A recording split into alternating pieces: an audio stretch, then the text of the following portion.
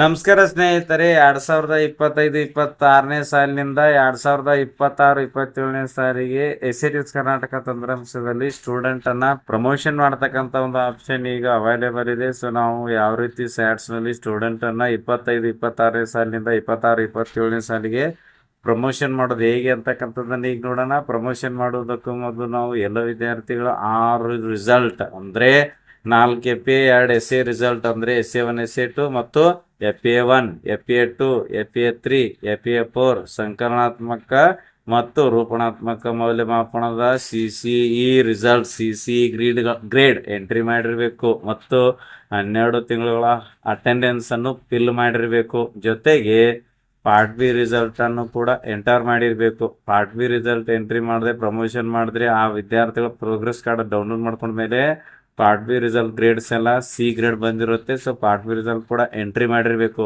So ಇಷ್ಟೆಲ್ಲ ಮಾಡ್ಕೊಂಡ್ಮೇಲೆ ನಾವು ಆ 25-26ನೇ ಸಾಲಿನಿಂದ ಸ್ಟೂಡೆಂಟ್ಸ್ ಅನ್ನ 26-27ನೇ ಸಾಲಿಗೆ ಪ್ರಮೋಷನ್ ಅನ್ನ ಮಾಡಬೇಕು.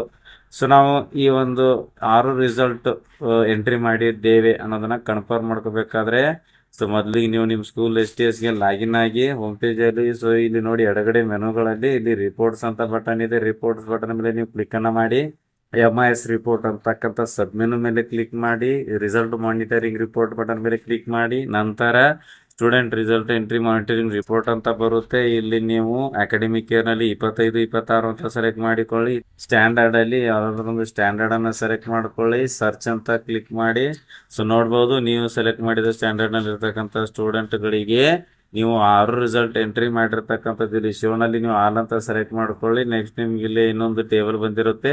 ಈ ಟೇಬಲ್ ಅಲ್ಲಿ ನೀವು ಎಲ್ಲ ವಿದ್ಯಾರ್ಥಿಗಳ CC ಗ್ರೇಡ್ಸ್ ಅಥವಾ CC ರಿಸಲ್ಟ್ ಎಂಟ್ರಿ ಮಾಡಿರ್ತಕ್ಕಂಥದ್ದನ್ನ ನೋಡ್ಬೋದಾಗಿರುತ್ತದೆ. ಸೊ ನಾನೇನ್ ಮಾಡ್ತೇನೆ, ಈಗ ಬ್ಯಾಕ್ ಬಂದು ಮತ್ತೆ ಬೇರೆ ಒಂದು ಸ್ಟ್ಯಾಂಡರ್ಡ್ ಅನ್ನ ನಾನಿಲ್ಲಿ ಸೆಲೆಕ್ಟ್ ಮಾಡ್ಕೊಳ್ತೇನೆ. ಸೆಲೆಕ್ಟ್ ಮಾಡಿಕೊಂಡು ಸರ್ಚ್ ಮೇಲೆ ಕ್ಲಿಕ್ ಮಾಡ್ತೇನೆ. ಅಕಾಡೆಮಿಕ್ ಇಯರ್ 25-26 ಅಂತಾನೆ ಇದೆ. ಸರ್ಚ್ ಮಾಡ್ತೇನೆ. ಸೊ ನೋಡ್ಬೋದು ಸೆಲೆಕ್ಟ್ ಮಾಡಿಕೊಂಡ್ರೆ ಸ್ಟ್ಯಾಂಡರ್ಡ್ ನಲ್ಲಿ ಎಲ್ಲ CC ಗ್ರೇಡ್ಸ್ ಅಥವಾ CC ರಿಸಲ್ಟ್ ಎಂಟ್ರಿ ಮಾಡಿರ್ತಕ್ಕಂಥದ್ದು ಈ ಟೇಬಲ್ ನಲ್ಲಿ ಶೋ ಆಗುತ್ತೆ. ಇದೇ ರೀತಿ ಕ್ಲಾಸ್ ಸ್ಕೂಲ್ನ ಎಲ್ಲ ಸ್ಟ್ಯಾಂಡರ್ಡ್ಗಳ ಒಂದು CC ಗ್ರೇಡ್ಸ್ ಎಂಟ್ರಿ ಮಾಡಿರ್ತಕ್ಕಂಥ ರಿಪೋರ್ಟ್ ಅನ್ನ ಈ ರೀತಿ ನಾವು ಚೆಕ್ ಕೂಡ ಮಾಡಿಕೊಳ್ಬಹುದು. ಇನ್ನು 12 ತಿಂಗಳ ಅಟೆಂಡೆನ್ಸ್ ಫಿಲ್ ಮಾಡಿರ್ತಕ್ಕಂಥ ಒಂದು ರಿಪೋರ್ಟ್ಗಾಗಿ ಎಡಗಡೆ ಇರ್ತಕ್ಕಂಥ ಮೆನುಗಳಲ್ಲಿ student management class 1 to 10 button ಮೇಲೆ ಕ್ಲಿಕ್ ಮಾಡಿ ಅಟೆಂಡೆನ್ಸ್ ಡೀಟೇಲ್ಸ್ ಮೇಲೆ ಕ್ಲಿಕ್ ಮಾಡಿ. ಸೊ ನೆಕ್ಸ್ಟ್ ಇದರಲ್ಲಿ ಅಪ್ಡೇಟ್ ಸ್ಟೂಡೆಂಟ್ ಅಟೆಂಡೆನ್ಸ್ ಎರಡನೇ ಒಂದು ಸಬ್ ಮೆನು ಮೇಲೆ ಕ್ಲಿಕ್ ಮಾಡಿ. So update student attendance details ನಿಮಗೆ ಇಂಟರ್ಫೇಸ್ ಪೇಜ್ ನಲ್ಲಿ ಅಕಾಡೆಮಿಕ್ ಇಯರ್ 25-26 ಸೆಲೆಕ್ಟ್ ಮಾಡ್ಕೊಳ್ಳಿ. ಮತ್ತು ಇಲ್ಲಿ ನಾನು ಉದಾಹರಣೆಗಾಗಿ ಸ್ಟ್ಯಾಂಡರ್ಡ್ ಒಂದನ್ನು ಸೆಲೆಕ್ಟ್ ಮಾಡ್ಕೊಳ್ತೇನೆ. ಸೆಕ್ಷನ್ ನಲ್ಲಿ ಸೆಕ್ಷನ್ ಸೆಲೆಕ್ಟ್ ಮಾಡಿಕೊಂಡು ಸರ್ಚ್ ಮೇಲೆ ಕ್ಲಿಕ್ ಮಾಡ್ತೇನೆ. ಕೆಳಗಡೆಗೆ ಸ್ಕ್ರಾಲ್ ಮಾಡ್ತೇನೆ. ಶೋ ನಲ್ಲಿ ಆಲ್ ಸೆಲೆಕ್ಟ್ ಮಾಡ್ಕೊಳ್ತೇನೆ. ಸೊ ನೋಡ್ಬಹುದು ಎಲ್ಲ ಒಂದು 12 ಮಂತ್ಸ್ ನೇಮ್ ಇಲ್ಲಿ ಇದೆ ಮತ್ತು ಇಲ್ಲೇನಾಗಿದೆ ವರ್ಕಿಂಗ್ ಡೇಸ್ ಇದೆ, ಆಯಾ ತಿಂಗಳು, ಶಾಲೆ ನಡೆದ ದಿನಗಳು ಮತ್ತು ನಾವು ಏನೊಂದು ಈ ಒಂದು ತಿಂಗಳಿನಲ್ಲಿ ಆ ಒಂದು ತಿಂಗಳಿನ ಅಟೆಂಡೆನ್ಸ್ ಯಾವಾಗ ಫಿಲ್ ಮಾಡಿರುತ್ತೇವೆ ಆ ಒಂದು ಡೇಟ್ ಕೂಡ ಇಲ್ಲಿ ನೋಡ್ಬೋದಾಗಿರುತ್ತದೆ. ಆಮೇಲೆ ಇಲ್ಲಿ ಆಕ್ಷನ್ ಕಾಲಮ್ ನಲ್ಲಿ ಡಿಲೀಟ್ ಅಪ್ಡೇಟ್ ಬಟನ್ಗಳಿವೆ. ಸೊ ನೀವು ಎಂಟರ್ ಮಾಡಿದ್ರೆ ರಿಸಲ್ಟ್ ಅನ್ನ ಎಂಟ್ರಿ ಮಾಡಿದ್ರೆ ಇಲ್ಲಿ ಡಿಲೀಟ್ ಮತ್ತು ಅಪ್ಡೇಟ್ 2 ಬಟನ್ಗಳಿರ್ತವೆ. ಸೊ ನೀವು ಅಪ್ಡೇಟ್ ಬಟನ್ ಮೇಲೆ ಕ್ಲಿಕ್ ಮಾಡಿ ಆಯಾ ಒಂದು ತಿಂಗಳ ಒಂದು ಅಟೆಂಡೆನ್ಸ್ ನಲ್ಲಿ ನೀವು ಅಪ್ಡೇಟ್ ಕೂಡ ಮಾಡಿಕೊಳ್ಳಬಹುದು. ಮತ್ತೆ ನಾವು ಅಟೆಂಡೆನ್ಸ್ ಆಗಿರ್ಬೋದು, ಆಮೇಲೆ ನಾವು ಯಾವುದೇ ಒಂದು CC ರಿಸಲ್ಟ್ಸ್ ಅಥವಾ ಗ್ರೇಡ್ ಅನ್ನ ಎಂಟ್ರಿ ಮಾಡದೆ ಹಾಗೆ ಬಿಟ್ಟಿದ್ರೆ ನಾವು ಅದನ್ನ ಅಪ್ಡೇಟ್ ಮಾಡಿ 24 hours ಕಳೆದಾದ್ಮೇಲೆ ನಮಗೆ ಸ್ಟೂಡೆಂಟ್ ಪ್ರಮೋಷನ್ ಮಾಡ್ಲಿಕ್ಕೆ ಬರುತ್ತೆ. ಸೊ ನಾನೀಗ ಬ್ಯಾಕ್ ಮೇಲೆ ಕ್ಲಿಕ್ ಮಾಡ್ತೇನೆ. ಸೊ ಈಗ ಪ್ರಮೋಷನ್ ಆಪ್ಷನ್ಗಾಗಿ ಎಡಗಡೆ ಇರತಕ್ಕಂಥ ಮೆನುಗಳಲ್ಲಿ student management class 1 to 10 button ಮೇಲೆ ಕ್ಲಿಕ್ ಮಾಡ್ತೇನೆ. ಪ್ರಮೋಷನ್ ಡೀಟೇಲ್ಸ್ ಮೇಲೆ ಕ್ಲಿಕ್ ಮಾಡ್ತೇನೆ. ಪ್ರಮೋಟ್ ಸ್ಟೂಡೆಂಟ್ ಬಟನ್ ಮೇಲೆ ಕ್ಲಿಕ್ ಮಾಡ್ತೇನೆ. ಸರ್ಚ್ ಸ್ಟೂಡೆಂಟ್ ಫಾರ್ ಪ್ರಮೋಷನ್ ಅಂತಕ್ಕಂಥ ಇಂಟರ್ಫೇಸ್ ಪೇಜ್ ಬಂತು. ಮೇಲ್ಗಡೆ ಎಲ್ಲ ಸ್ಕೂಲ್ ನ ಬೇಸಿಕ್ ಡೀಟೇಲ್ಸ್ ಬೈ ಡಿಫಾಲ್ಟ್ ಆಗಿ ಬಂದಿದೆ. ಇಲ್ಲಿ ಅಕಾಡೆಮಿಕ್ ಇಯರ್ 2025-26 ಅಂತ ಬೈ ಡಿಫಾಲ್ಟ್ ಆಗಿದೆ. ಇಲ್ಲಿ ಸ್ಟ್ಯಾಂಡರ್ಡ್ ಫಸ್ಟ್ ಸ್ಟ್ಯಾಂಡರ್ಡ್ ಇದೆ. ಮತ್ತೆ ನಿಮ್ಗೆ ಬೇಕಾದ ಸ್ಟ್ಯಾಂಡರ್ಡ್ ಕೂಡ ಸೆಲೆಕ್ಟ್ ಮಾಡ್ಕೋಬಹುದು. ನಾನು ಫಸ್ಟ್ ಸ್ಟ್ಯಾಂಡರ್ಡ್ ಸೆಲೆಕ್ಟ್ ಮಾಡ್ಕೋತೇನೆ. ಸರ್ಚ್ ಮೇಲೆ ಕ್ಲಿಕ್ ಮಾಡ್ತೇನೆ. ಕೆಳಗಡೆಗೆ ಸ್ಕ್ರಾಲ್ ಮಾಡ್ತೇನೆ.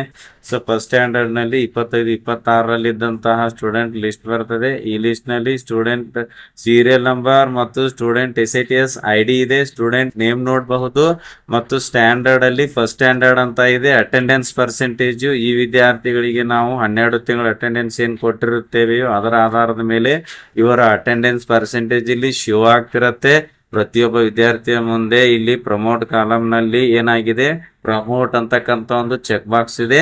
ನಾನು ಇಲ್ಲಿ ಏನು ಪ್ರಮೋಟ್ ಮುಂದೆ ಒಂದು ಚೆಕ್ ಬಾಕ್ಸ್ ಇದೆ, ಅದರ ಮೇಲೆ ಕ್ಲಿಕ್ ಮಾಡಿದಾಗ ಟಿಕ್ ಮಾರ್ಕ್ ಎಲ್ಲ ವಿದ್ಯಾರ್ಥಿಗಳ ಮುಂದೆ ಏನು ಚೆಕ್ ಬಾಕ್ಸ್ ಇದೆ ಅದರಲ್ಲಿ ಟಿಕ್ ಮಾರ್ಕ್ ಬರ್ತದೆ ಮತ್ತು ಬ್ಲೂ ಕಲರ್ ನಲ್ಲಿ ಇರ್ತದೆ, ಮಧ್ಯದಲ್ಲಿಂದು ವೈಟ್ ರೈಟ್ ಮಾರ್ಕ್ ಬರ್ತದೆ.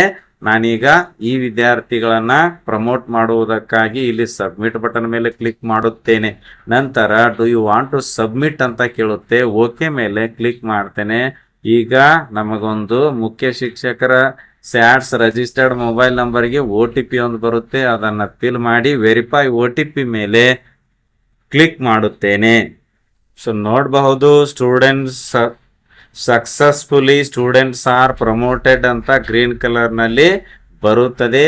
ಇದೇ ರೀತಿ ಉಳಿದ ಸ್ಟ್ಯಾಂಡರ್ಡ್ಗಳ ಒಂದು ಸ್ಟೂಡೆಂಟ್ ಅನ್ನ ನಾವು 1 by 1 ಸ್ಟ್ಯಾಂಡರ್ಡ್ ಸೆಲೆಕ್ಟ್ ಮಾಡಿಕೊಂಡು ಆಯಾ ಒಂದು ಸ್ಟ್ಯಾಂಡರ್ಡ್ ನಲ್ಲಿ ಬರ್ತಕ್ಕಂಥ ಎಲ್ಲ ವಿದ್ಯಾರ್ಥಿಗಳಿಗೆ ಪ್ರಮೋಟ್ ಒಂದು ಚೆಕ್ ಬಾಕ್ಸ್ ಕ್ಲಿಕ್ ಮಾಡಿ ಸಬ್ಮಿಟ್ ಮಾಡಿ ನಾವು ವಿದ್ಯಾರ್ಥಿಗಳನ್ನ 25-26ನೇ ಸಾಲಿನಿಂದ 26-27ನೇ ಸಾಲಿಗೆ ಪ್ರಮೋಷನ್ ಅನ್ನ ಮಾಡಬೇಕಾಗಿರುತ್ತದೆ. ವಿಡಿಯೋ ಇಷ್ಟ ಆದ್ರೆ ಲೈಕ್ ಮಾಡಿ, ಉಪಯುಕ್ತ ಅನಿಸಿದ್ರೆ ಶೇರ್ ಮಾಡಿ. ಈ ರೀತಿ ವಿಡಿಯೋಗಳಿಗಾಗಿ ಚಾನಲ್ಗೆ ಸಬ್ಸ್ಕ್ರೈಬ್ ಆಗಿ ಬೆಲ್ ಬಟನ್ ಪ್ರೆಸ್ ಮಾಡಿ ನೋಟಿಫಿಕೇಶನ್ ಅಲ್ಲಿ ಆಲ್ ಸೆಲೆಕ್ಟ್ ಮಾಡಿಕೊಳ್ಳಿ. ನಾವು ಮಾಡೋ ವಿಡಿಯೋಗಳ ಅಪ್ಡೇಟ್ಸ್ ಪಡಿತಾ ಇರಿ. Thanks for watching. ಧನ್ಯವಾದಗಳು. ವಂದೇ ಮಾತರಂ.